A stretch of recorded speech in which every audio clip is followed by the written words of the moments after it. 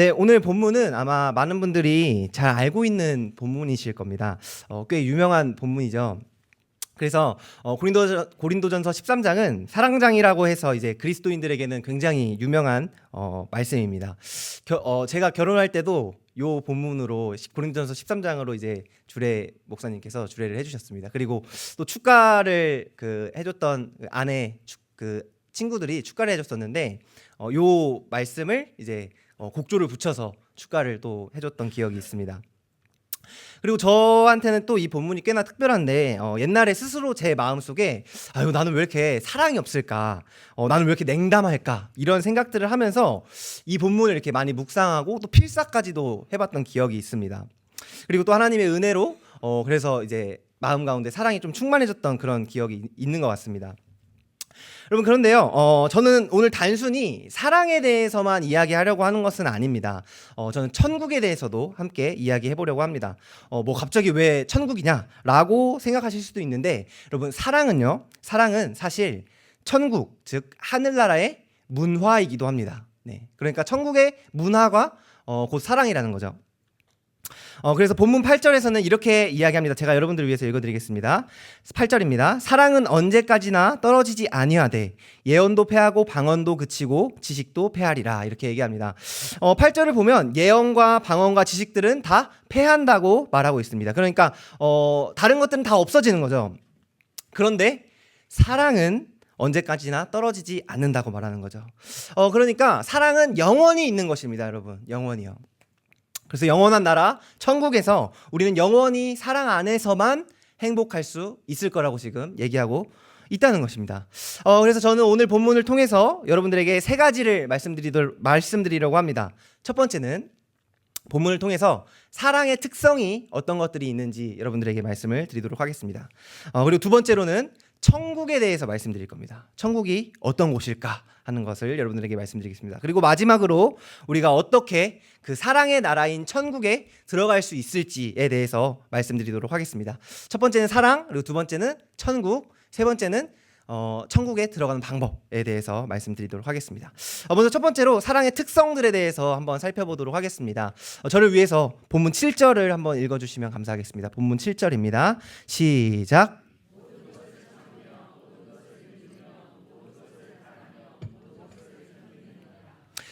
네. 먼저 이것을 한번 생각해 보도록 하겠습니다. 우리가 사랑에 대해서 생각해 볼 때, 예를 들어서 어떤 것에 대해서 우리가 생각해 볼 때 그것을 잘 알 수 있는 방법 중에 하나는 그것이 아닌 것을 살펴보는 겁니다. 이게 무슨 말이냐면, 저희가 이제 사랑에 대해서 제가 살펴본다고 하지 않았습니까? 그런데 먼저 사랑이 아닌 것에 대해서 먼저 살펴보는 거죠. 그러면 사랑이 아닌 것을 살펴봄으로써 사랑이 뭔지에 대해서 좀 더 분명하게 알 수 있게 된다는 것입니다.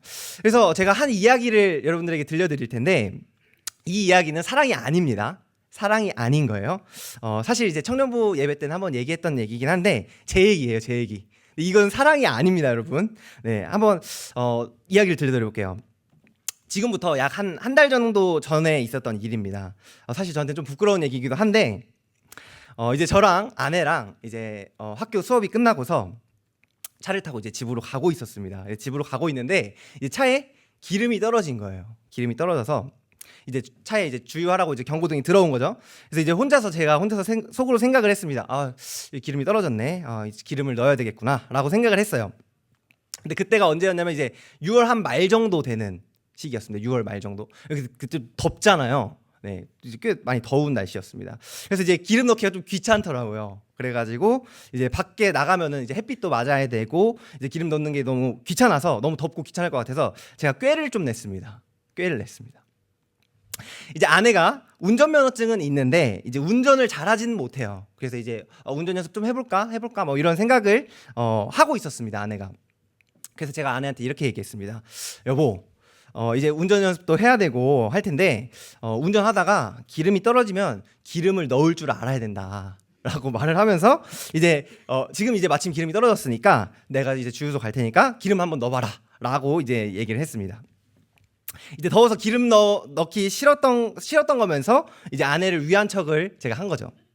그랬더니 아내가 이제 좀 순진하게 이제 그래? 맞아. 그래, 기름 넣을 줄 모르면 큰일 날 수도 있겠다 라고 하면서 이제 기름을 넣으러 나가더라고요. 그래서 이제 기름 넣어 보신 분들은 아시겠지만 이제 기름을 이제 가득 넣으면 마지막에 이제 선택해야 되잖아요. 정량으로 이제 마무리할지 아니면 정액으로 마무리할지를 정해야 되지 않습니까? 근데 이제 아내가 그걸 잘 몰랐던 겁니다. 처음 기름을 넣어 보니까. 그래서 이제 기름을 마저 다 넣어야 되는데 이 주유구를 그냥 뽑아버린 거예요. 그래 어떻게 되는지 아십니까, 여러분? 주유구 그냥 뽑으면 네, 기름이 막 컬컬컬 나오는 거예요. 저는 이제 그때 기름이 이렇게 투명한 건지 처음 알았어요. 네. 그래서 막 콸콸콸 쏟아버리는 겁니다. 근데 이제 제 마음속에 그때 짜증이 올라오는 겁니다. 네. 이제 그러면 안 되는데 제가 이제 나쁜 놈인 거죠. 그래서 이제 좀 짜증이 나가지고 아내한테 아니 왜 기름도 하나 제대로 못 넣냐라고 이제 좀 짜증 섞인 말을 좀 했습니다. 바로 사과하긴 했어요. 네. 그래서 이제 아내한테 이제 짜증을 냈던 거죠. 여러분 제가 이 이야기를 여러분들에게 왜 하는 걸까요? 제가 먼저 이제 사랑이 아닌 거에 대해서 살펴보자고 하지 않았습니까? 여러분 이 이야기는 사랑이 아닙니다. 네, 사랑이 아니에요. 이 이야기를 통해서 제가 말씀드리고 싶은 것은 저뿐만이 아니라 여러분들도 종종 나의 이기심을 사랑으로 포장할 때가 있다는 것입니다. 이해되십니까?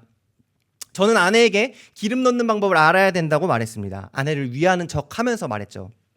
그런데 사실상 제 마음속에 있던 마음은 그냥 더우니까 이제 아내를 시킨 겁니다. 그리고 아내가 기름을 콸콸콸 쏟아냈을 때 이제 실수를 했을 때 제 악한 마음이 들통나버린 거죠. 저는 아내에게 짜증을 내기 시작했습니다. 여러분 저는 왜 짜증을 냈을까요? 만약 아내를 정말로 위하는 마음으로 이제 기름 한번 넣어봐라 배워야 된다라고 했다면 아내가 실수했을 때 이제 차에서 내려가지고 천천히 알려줘야 되는 게 정상이지 않겠습니까? 저는 왜 화를 냈을까요? 내가 하기 싫은 일을 너가 해라고 말하면서 이제 화가 올라온 거죠. 네. 그것도 하나 제대로 못하는. 여러분 핵심은 이겁니다. 우리는 사랑하지 않는 마음을 가지고도 사랑하는 척을 할 수 있다는 겁니다. 제가 이제 어떻게 보면 저한테 꽤나 부끄러운 얘기지 않습니까? 아내를 이용해 먹었던 이 나쁜 남편. 네. 제가 이 이야기를 할 수 있는 이유가 뭘까요, 여러분? 제가 이 이야기를 당당하게 할 수 있는 이유가 뭘까요? 그 이유는 저뿐만 아니라 여러분들도 이런 적이 있다는 걸 제가 알고 있기 때문입니다. 여러분 우리는 종종 사랑으로 포장합니다. 너를 위한 거야. 아니요, 그냥 사실 내가 원해서 그렇게 할 때가 많죠. 다 너 좋으라고 하는 거지. 자식들한테도 그렇게 얘기할 때가 종종 있지 않습니까? 아니요, 사실은 그냥 내가 좋으려고 할 때가 많이 있습니다. 이거는 사랑이 아니라는 거죠. 예. 여러분 사랑은요 상대방을 위해서 모든 것을 참는다고 얘기합니다. 7절에 나와 있죠. 상대방을 위해서 더위도 참아야 되고요. 상대방이 실수했을 때도 짜증내지 않고 참아줄 수 있어야 되는 거죠. 이게 사랑입니다.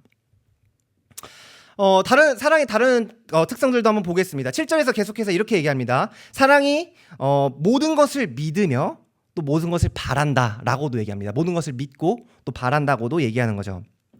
여러분 사랑은 내가 사랑하는 그 대상을 믿어주고 또 소망해주는 겁니다. 바래주는 거, 잘 되길 바래주는 겁니다.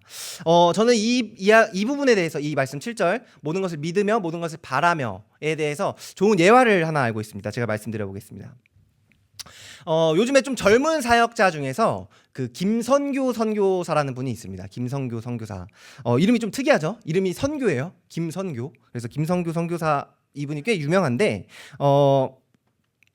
아마 여러분들 그 나이가 좀 있으신 분들은 김용희 선교사님을 아실 거예요. 혹시 아시나요? 김용희 선교사님? 네. 김용희 선교사님의 아들이에요. 네. 김선교 선교사님. 그래서 이분이 그 아버님의 영성을 닮아서 그런지 굉장히 이제 영성이 뛰어나신 분인 것 같아요. 그리고 신앙이 아주 좋으신 분인 것 같아 보였습니다. 제가 봤을 때. 근데 이제 이분이 유명한 선교사님의 아들이잖아요. 그래서 이제 어렸을 때부터 선교 단체에서 이제 합숙 생활을 많이 했다고 합니다. 이제 공동체 생활을 많이 했던 거죠. 근데 이제 지금은 이제 예수 그리스도를 만나고 이제 많이 변화됐지만 옛날에는 굉장히 사고뭉치였대요. 이 김선교 선교사님이. 굉장한 사고뭉치였는데 그래서 공동체 내에서도 꽤나 이제 큰 불화를 일으킬 만큼 좀 이제 사고를 많이 쳤던 겁니다. 그래서 이제 그 공동체에서 리더들이 있잖아요. 이제 리더들이 사고를 치고 난 다음에 이제 리더들한테 혼나죠. 사고를 치니까. 그리고 혼나면은 이제 다시는 그런 사고 안 치겠습니다.라고 이렇게 약속을 했다고 합니다. 김선교 선교사님이.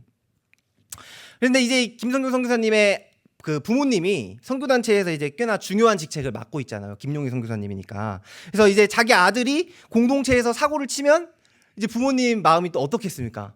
그냥 또 민망하기도 하고, 아유, 이놈이 왜 그러나. 이제 뒷수습도 해야 되고, 그런 이제, 상황이었던 겁니다. 그래서 이제 김성규 선교사님도 부모님한테 이제 굉장히 죄송하니까 이제 다시는 그런 실수 안 하겠다. 내가 안 하겠다. 부모님한테 약속을 이제 한 거죠. 그러다가 이제 어느 정도 시간이 지나고 어느 날 이제 소문이 돌기 시작한 겁니다. 소문이 돌았어요. 어떤 소문이 돌았냐면, 아이고 선교계 또 그거 또 그랬다더라. 걔가 또 그랬대라는 소문이 이제 막 퍼지기 시작한 거예요. 그리고 부모님 귀에도 이제 들어가게 된 겁니다. 그러면 이제 부모님 입장에서는 이제 안 그런다고 했는데 이제 그런 소문이 들리면 얼마나 속상하시겠습니까? 그래서 어머님이 그런 소문을 이제 선교 사고 쳤다더라라는 그런 소문을 들을 때마다 사람들한테 이렇게 얘기를 하셨대요. 뭐라고 얘기했냐면, 선교? 안 그런다 그랬는데? 아니야. 선교 나랑 약속했어. 안 그런다고 했어. 라고 말을 했다라는 거죠. 그러니까 이제 어머님은 아들을 이제 믿고 있었던 거죠. 네. 그런데 이제 알고 보니까 그 소문이 사실이었던 거예요. 네. 그 소문이 사실이었던 겁니다. 김성규 선교사님이 또 이제 똑같은 실수를 했던 거죠. 그래서 이제 어머님께 얼마나 죄송했겠습니까? 어머님은 이제 철석같이 믿고 아들 안 그런다 그랬어 라고 말해주고 계신데 얼마나 죄송했겠어요. 그래서 이제 어머니한테 직접 찾아가서 사실은 그거 엄마 제가 한 게 맞습니다 라고 이제 말해야 되는 상황이 된 거죠. 그래서 이제 어머니한테 말씀을 드리려고 어머니를 찾아갔습니다. 그리고 어머니한테 말씀을 드렸대요. 어머니, 사실 그 소문 그거 제가 그런 거 맞아요. 제가 또 그랬습니다. 죄송합니다 라고 말씀을 드렸답니다. 그리고서 이제 그 이후에는 이제 이 김성규 선교사님이 하신 그 설교가 있거든요. 그걸 제가 읽어드려 보겠습니다. 들어보세요. 제가 제 입으로 그거 사실이에요 라고 이야기하는데 그 실망한 마음을 어떻게 감추시겠어요? 표정에 실망스러운 모습이 있으셨습니다. 어머니가 한참 반응이 없으시다가 저를 보고 이렇게 말씀하셨습니다. 선교야, 엄마는 엄마야. 엄마면 우리 아들 말 누가 믿어? 너 잘못한 거 맞아. 너 잘못한 거는 혼나면 돼. 근데 엄마는 아직도 여전히 엄마야. 너가 만약 오늘 다시는 안 그런다고 말하면 엄마는 오늘 그 말 100% 다시 믿을 거야. 그리고 또 누가 물어보면 아니야, 우리 아들 안 그런다고 했어. 나랑 약속했어 라고 말할 거야. 이렇게 얘기했다는 겁니다. 여러분, 저는 이제 김성규 선생님의 설교를 들으면서 단박에 이 본문 7절 말씀이 떠올랐습니다. 본문 7절 말씀이요. 사랑은요, 여러분, 모든 것을 믿으며 모든 것을 바라며라고 말하고 있습니다. 여러분, 저는 이 말씀이 정확하게 떠올랐어요. 여러분, 사랑이 뭘까요? 사랑은요, 자기 아들내미가 매일 똑같은 사고를 또 치고 또 안 그런다고 해도 또 믿는 겁니다. 네. 그리고 이제 진짜 안 그러겠지, 안 그랬으면 좋겠다라는 마음, 그 소망을 가지는 겁니다, 여러분. 네. 그럼 사랑이 이런 겁니다. 사랑은 모든 것을 참고 또 모든 것을 믿어주고 모든 것을 바래주는 거죠. 잘 되길 바래주는 겁니다. 그리고 여러분들, 우리는 이러한 사랑 안에서만 우리는 안정감을 누릴 수 있습니다. 그리고 행복을 누릴 수 있죠. 사랑 안에서만 행복을 누릴 수 있게 되는 겁니다. 이게 바로 사랑의 특성들이라는 거죠. 네, 이제 두 번째로 넘어가겠습니다. 두 번째는요, 이제 천국에 대해서 한번 살펴볼 겁니다. 천국이 어떤 곳인지 대해서 한번 보겠습니다. 12절 말씀을 한번 저를 위해서 한번 읽어주시면 감사하겠습니다. 12절입니다. 시작.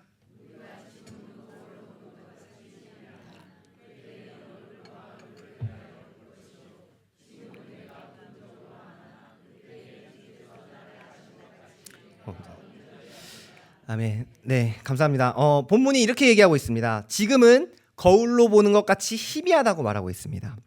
그러나 그때에는, 우리가 이제 하늘나라에 갔을 때 그때에는 온전하게 알게 될 거라고 말하고 있습니다.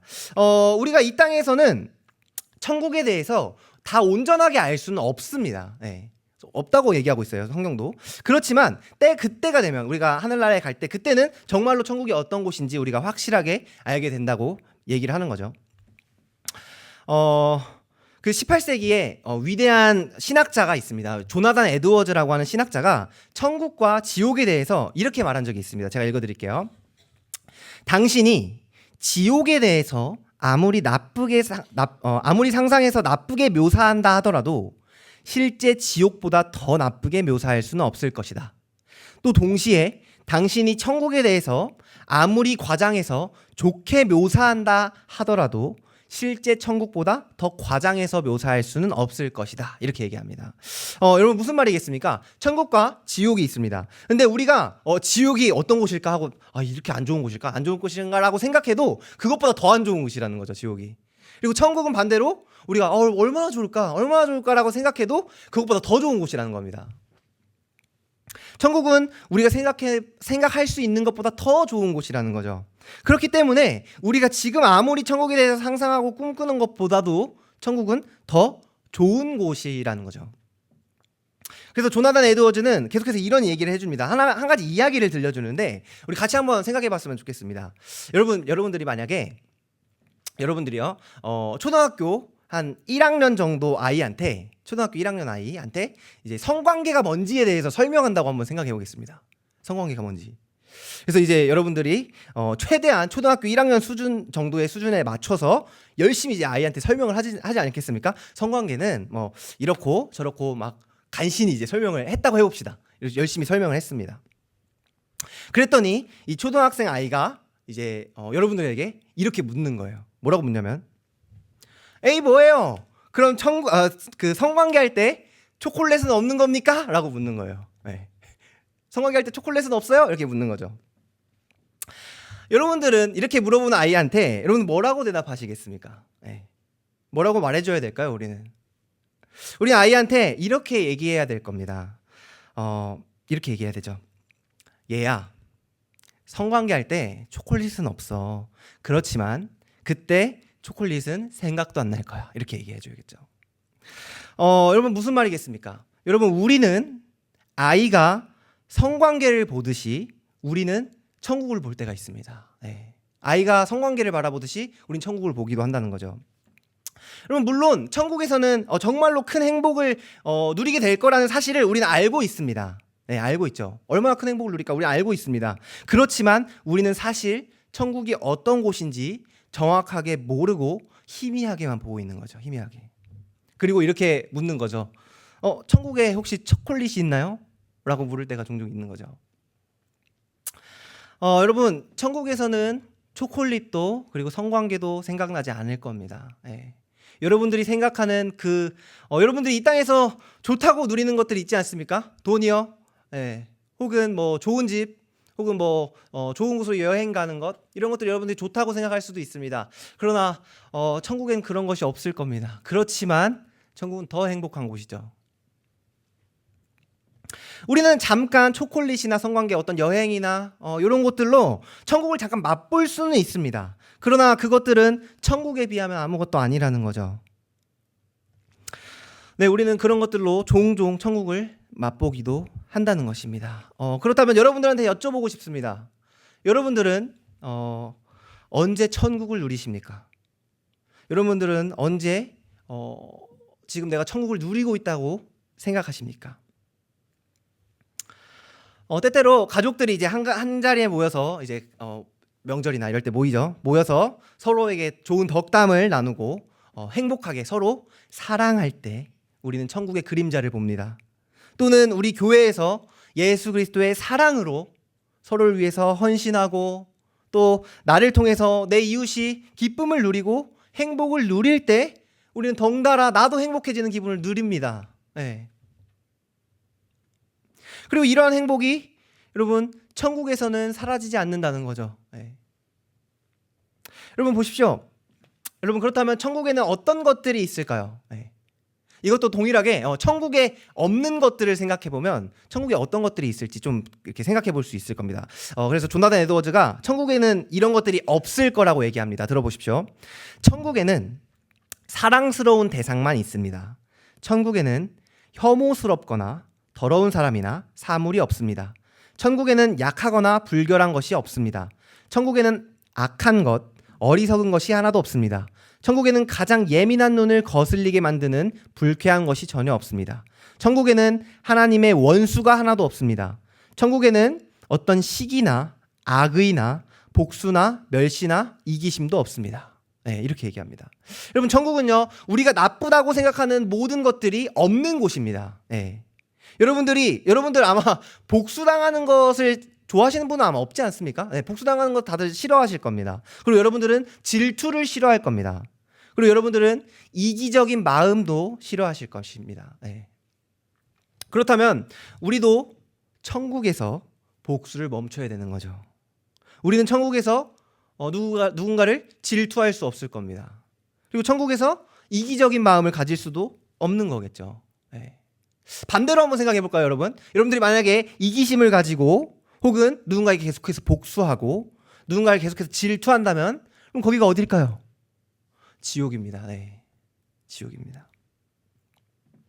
천국에서는 서로를 계속해서 사랑합니다. 여러분, 사랑은요, 아까 말씀드린 것처럼 천국의 문화인 거예요. 문화. 그곳에서는 모두가 사랑을 합니다. 네. 서로가 서로를 사랑해서 끝없이 행복한 곳이죠.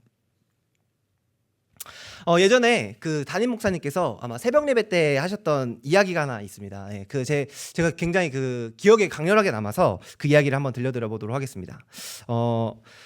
천국과 지옥에 대해서 굉장히 잘 묘사해주는 그런 이야기입니다. 들어보세요. 어떤 한 사람이 있었습니다. 이 사람이 지옥에 가게 된 거예요. 지옥에 가게 됐습니다. 지옥에 갔는데 이 사람은 이제 지옥에 대해서 상상했을 때 지옥에 이제 막 불이 불타고 그리고 막 이제 그 뿔난 이제 악마들이 삼지창을 들고 이렇게 막 찌르는 그런 곳을 지옥으로 상상했대요. 그래가지고 이제 지옥에 가봤는데 막상 가보니까 또 그렇지 않다라는 겁니다. 예.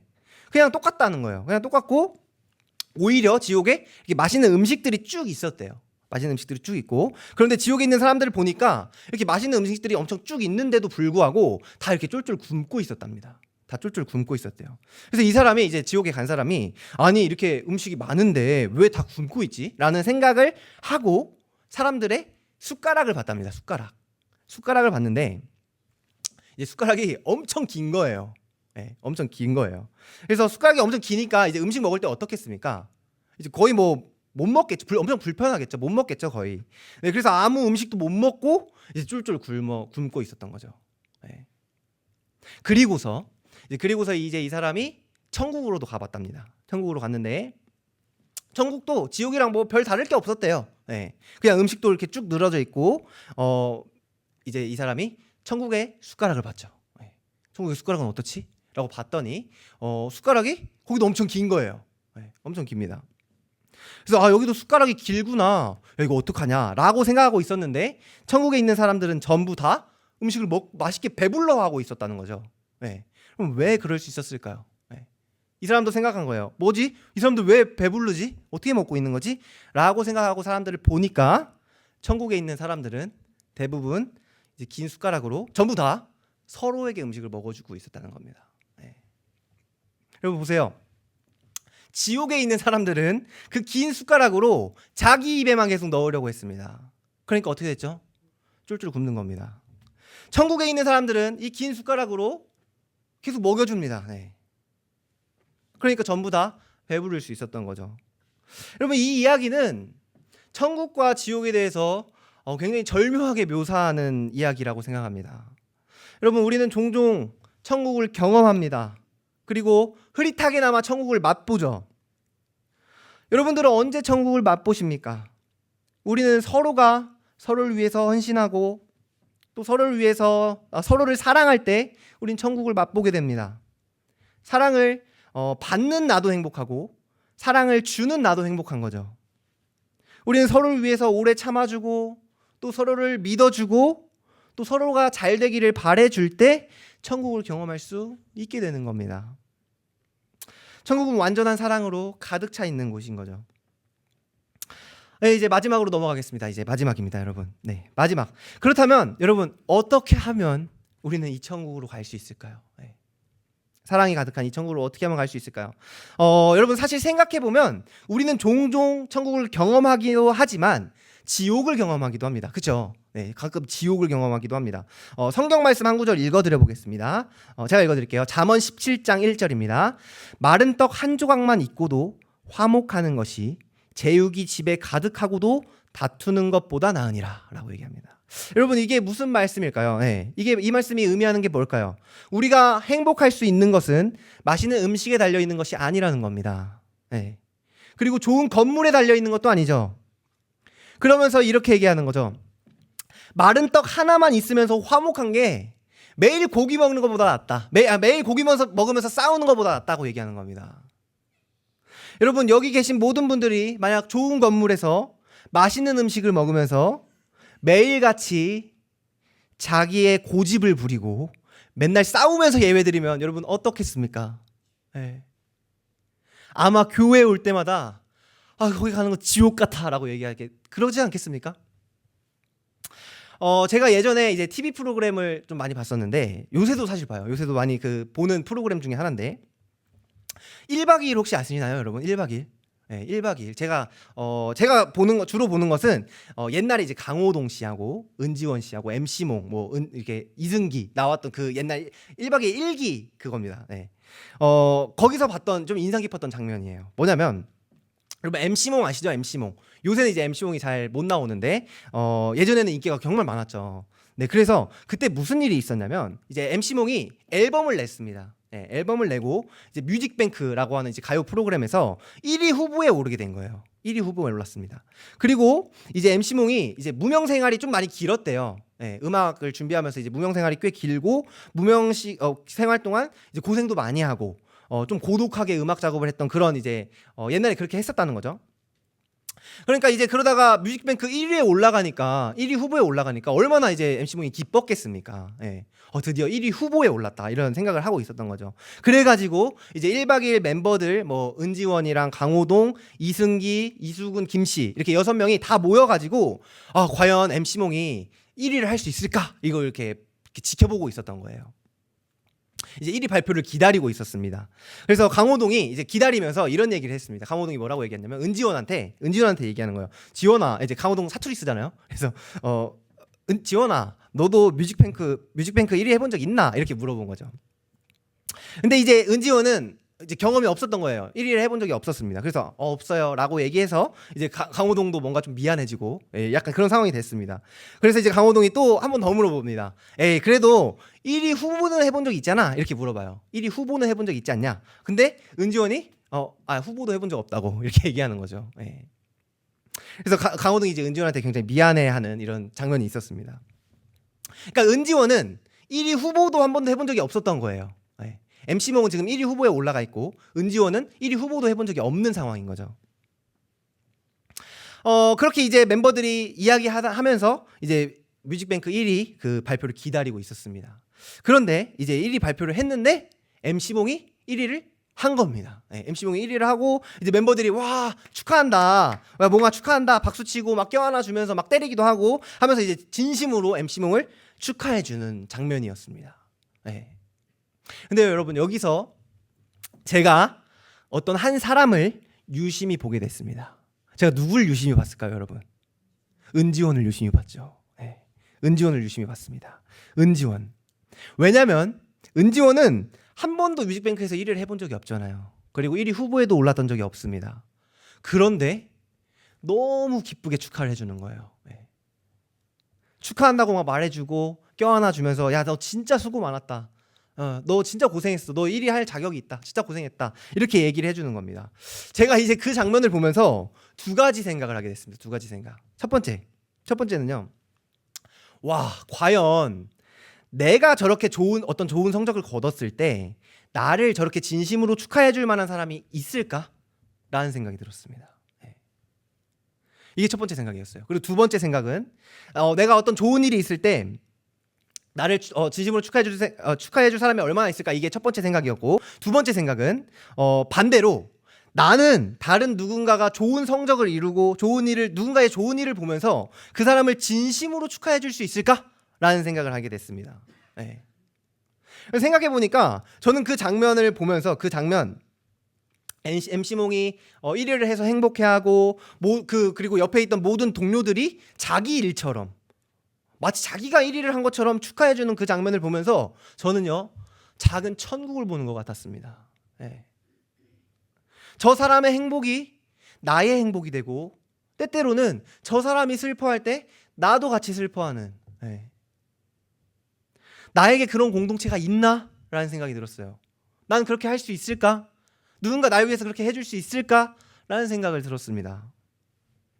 여러분, 이것이 어쩌면 성경에서 가르치고 있는 천국일 수도 있고, 성경에서 가르치고 있는 사랑일지도 모르겠습니다. 로마서 말씀을 하나 읽어드릴게요. 로마서 말씀, 로마서 12장 15절입니다. 여기 앞에 있으니까 우리 한번 같이 읽어볼까요? 네, 같이 읽겠습니다. 시작. 즐거워하는 자들과 함께 즐거워하고 우는 자들과 함께 울라. 아멘. 여러분들에게 한번 여쭤보겠습니다. 네, 여러분들은 즐거워하는 자와 함께 즐거워하는 게 쉬우십니까? 아니면 우는 자와 함께 우는 게 쉬우십니까? 어떤 게 더 쉬우세요? 네. 이거 제가 청년들한테 한번 물어봤었는데, 청년들은 대부분 이제 즐거워하는 자와 함께 즐거워하는 게 어렵다고 했습니다. 예. 여러분들도 그럴지 모르겠습니다. 저도 사실 그런 것 같아요. 예. 우리에겐 그런 마음이 들죠. 예. 사촌이 땅을 사면 배가 아프다고요. 네. 내가 생각했을 때, 저 사람은 꽤나 이기적이고 자기중심적이고 막 배려할 줄도 모르는 사람이에요. 그런 사람인데 그 사람에게 뭔가 좋은 일이 생기는 겁니다. 예. 그때 여러분들은 어떤 마음이 드십니까? 아니, 하나님은 왜 저런 사람한테 복을 주시는 거야? 그런 생각 드시지 않습니까? 여러분, 하지만 진짜 사랑은요, 진짜 사랑은 이기적이고 자기중심적이고 배려할 줄도 모르는 그 사람도 잘 되기를 바라주는 겁니다. 예. 이게 진짜 사랑이죠. 본문 7절 제가 한번 다시 읽어드리겠습니다. 모든 것을 참으며 모든 것을 믿으며 모든 것을 바라며 모든 것을 견디느니라. 예. 그럼 우리가 생각할 때 저 사람은 너무 큰 죄를 지었어. 저 사람 너무 죄인이야. 저 사람은 복 받으면 안 되지. 저 사람은 잘 되면 안 되지. 라고 생각하는 그 사람을 위해서 여러분들 오래 참아주고 믿어주고 또 잘 되기를 바라주는 것. 이게 바로 사랑이라는 거죠. 예. 그럴 때 우리는 이 땅에서도 천국을 맛볼 수 있게 되는 겁니다. 예. 네, 여러분, 그렇다면요, 우리는 어떻게 하면 이 천국을 누릴 수 있게 될까요? 예. 우리는 어떻게 하면 이렇게 오래 참고 또 믿어주고 또 소망해주는, 잘 되길 바라주는 이러한 마음을 우리가 어떻게 하면 가질 수 있을까요? 예.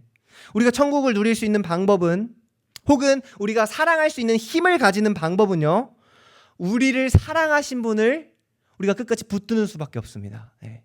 우리를 먼저 사랑하신 분을 끝까지 붙드는 것, 끝까지 기억하는 것, 이것이 우리가 사랑할 수 있는 방법입니다. 그리고 천국을 누릴 수 있는 방법인 것이죠. 네, 그래서 저는 여러분께 오늘 이것을 말씀드렸습니다. 뭐냐면, 여러분들이 서로 사랑할 때 여러분들은 천국을 누릴 수 있습니다. 사랑하면 천국을 누리는 거죠. 네. 이거 중요한 문장이거든요. 사랑하면 천국을 누린다 라고 말씀드렸습니다. 여러분, 그런데요, 모든 역사를 통틀어서 죽기까지 사랑을 하시고도 천국을 누리지 못한 분이 계십니다. 네.